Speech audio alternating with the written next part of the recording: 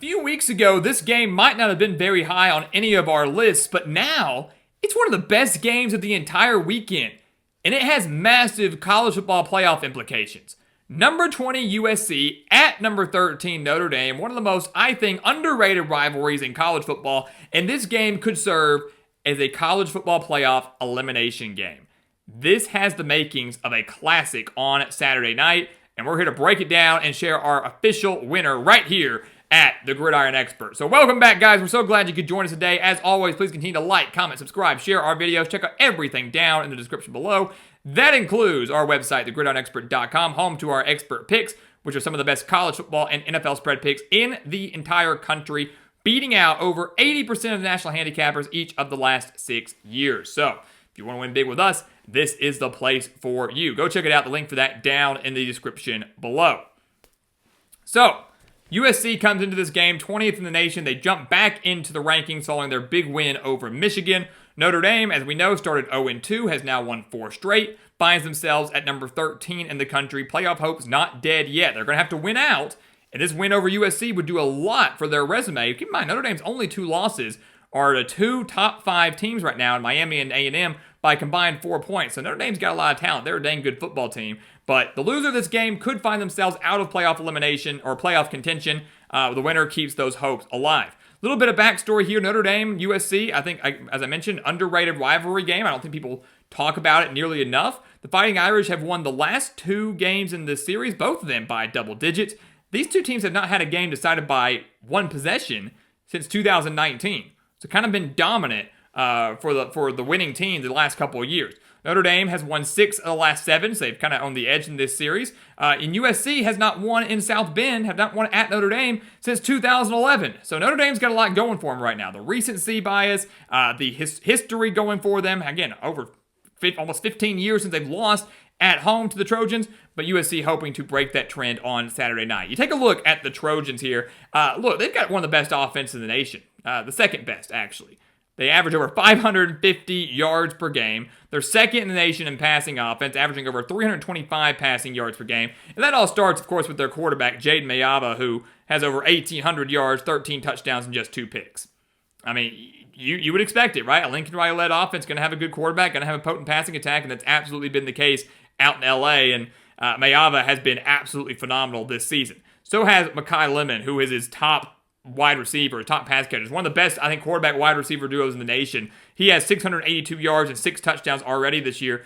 Feel like an unstoppable duo and one that's going to give the Notre Dame defense a lot of issues and something that the Fighting Irish defense is going to have to focus on quite a bit, which could open up opportunities for other parts of the USC offense. Maybe like their running game. Their running game. They had 224 rushing yards last week against a strong Michigan defense, 6.2 yards per carry last week against the Wolverines, and on the year, averaging over 226 rushing yards per game, led by Wayman Jordan, who has over 570 yards and 5 touchdowns already.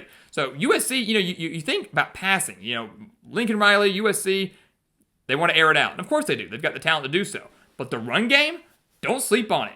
Don't sleep on it because they've been really good on the ground. And I want to credit the USC offensive line quite a bit for that as well. They've only given up 4 sacks on the year, so they've done a great job protecting their quarterback. They've done a great job of opening up running lanes for their running backs. But now this offense, which has been so potent, so electric all year long, is facing arguably the best defense they've seen all year long. A Notre Dame defense that's given up just 27 points total in the last 3 games. And we'll touch more on that in a second.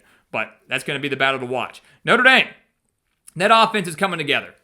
All right, I think everybody wanted to know how well will C.J. Carr play. And early in the year, it was like, wasn't that great against Miami? Then they lost to A&M. And again, they dropped 40 points in that game, still lost. But it's coming together. And I know the opponents haven't been that great, right? They've won 4 straight games against, Purdue, Arkansas, Boise State, and NC State. So these haven't been world beaters. This is the toughest test they faced since Texas A&M back in week 2.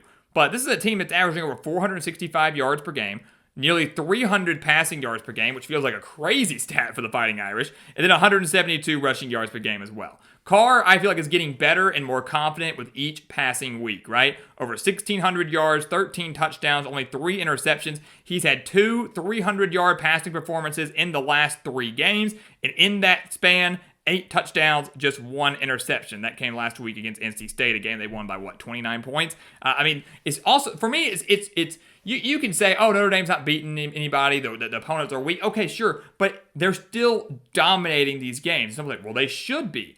Sure, they should be. They are the better team.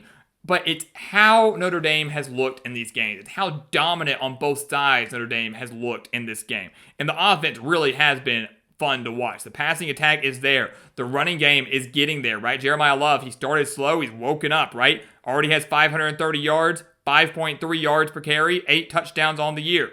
The biggest key for Notre Dame in this game now against USC, who, again, is the best team they've faced since they played Texas A&M, who can absolutely score points like A&M did, is they've got to protect their quarterback, right? CJ Carr has been sacked 9 times.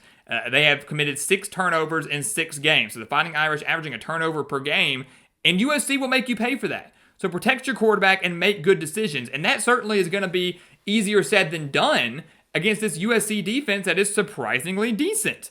This is one of the best defensive lines in the nation. USC has 20 sacks on the year. They have forced 11 turnovers. They know how to create pressure. They know how to create takeaways. And again, 9 times out of 10, they're going to make you pay for those takeaways.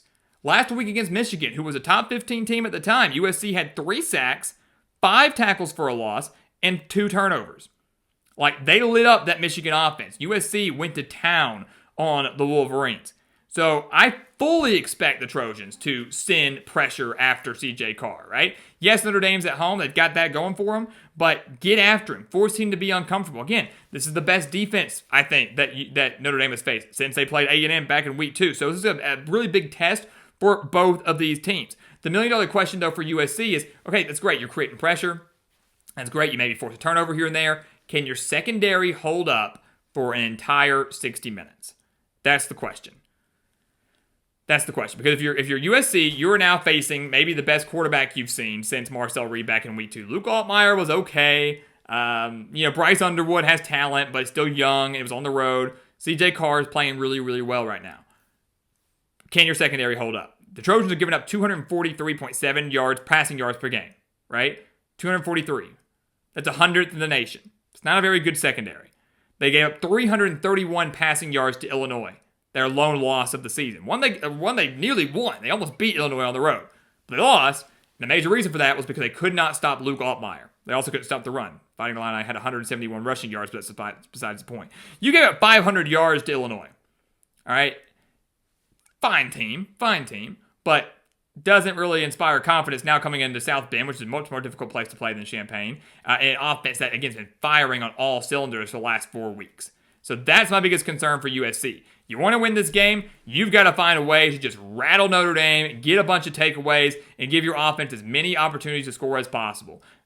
If you can't do that, and if you have a defensive performance like you did against Illinois a few weeks ago, it's going to get really ugly. So that's the test. Secondary.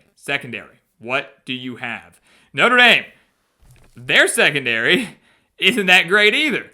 It's been lit up quite a bit, right? But they do force a lot of mistakes, and that's the good thing, right? Notre Dame actually has a worse secondary, right? They give up 100, or they're 103rd in the nation in passing defense, giving up 245.3 passing yards per game. So about a 2-yard difference in terms of passing yards per game between USC and Notre Dame. Hasn't been that great, but they do have 11 interceptions, right? They forced 11 interceptions. So Notre Dame, to me, is kind of like a bend but don't break type of defense, right? They might let up a lot of yards. They might let up a few chunk plays here and there. But when it's time, they tighten up, right? And that's going to be the philosophy if I'm Marcus Freeman. You got to tell your guys, look, we know what USC is capable of. They are a fast-paced offense. They rely on explosive plays. They got a heck of a quarterback. We're going to give up some plays. It's going to happen. You're going to let up some big plays. It's going to happen. But when they get into the red zone, when they're knocking on the door, what do you do then? Do you stand tall or they just walk right in? So you want to let up a 50-yard bomb? Cool. If you hold them to a field goal or hold them to nothing, that 50-yard bomb means nothing to me. So bend but don't break for Notre Dame. The run defense is good. 25th in the nation in stopping the run, only allowing 105 rushing yards per game. So in a way, this could be a one-dimensional USC offense. Can they win it through the air by themselves? Absolutely they can. But you want to have that balance. Everybody does, and USC might not have it. I look back to what we saw against Illinois, the lone loss for USC. The Trojans were held to 126 rushing yards in that game. 120. So they did not have their way. That was well under their season average. They're averaging what? 200-something rushing yards per game, 226 rushing yards per game. They were held to 100 yards under that when they played Illinois. If Notre Dame can do that, they're going to win this game. So that's what I'm watching out for. Notre Dame trying to make USC one-dimensional. USC trying to stop this Notre Dame passing attack. It's going to be a great battle, guys. I think this could finally be a one-possession game for the first time in this series since 2019. Both these teams, I think, are playing at a very high level. Both these teams right now do have playoff potential and aspirations, but I think one of those dreams is going to die on Saturday night. And someone would say, well, USC, if they lose, it's not completely over. 2 losses, but I just don't think they're going to win out. Pretty much to make the playoff, if you lose Notre Dame, you're going to have to win out, and I just don't see that happening. And ultimately, I am going to pick Notre Dame. I am going to pick Notre Dame. It is really hard for me to pick against the Fighting Irish right now. I know they haven't played the best opponents as of late. USC has. Illinois was good, ranked on the road, right? Or slightly unranked on the road, but Illinois on the road. Beat a top 15 team in Michigan 31-13. That was very, very impressive, right? USC, you could argue, has been more battle-tested in recent weeks than Notre Dame, who was very battle-tested early on, the first 2 weeks. But this team is firing on all cylinders. The talent is there. It feels like they turned a corner. It feels like Notre Dame is playing like the team we thought they'd be from the start of the year. I picked them to win this in the preseason. I'm picking it now. They've won 4 straight games by an average of 29.8 points per game.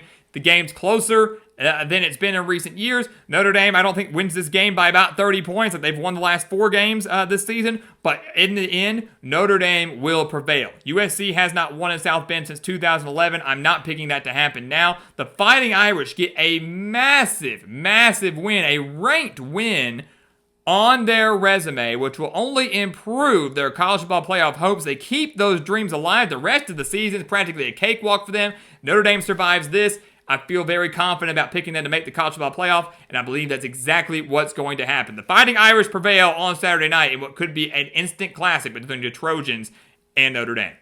So guys, as always, thank you so much for watching us here at the Gridiron Expert on YouTube. Make sure to continue to like, comment, subscribe, share our videos. Check out everything down in the description below. That includes our website, thegridironexpert.com. Again, home to those expert picks, some of the best college football and NFL spread picks in the entire country. We want you to take advantage of those. We want you to become a member of our GE Nation. Again, the link for that down in the description below. And once again, as always, thank you so much for watching, and we'll see you next time right here on the Gridiron Expert. Yeah.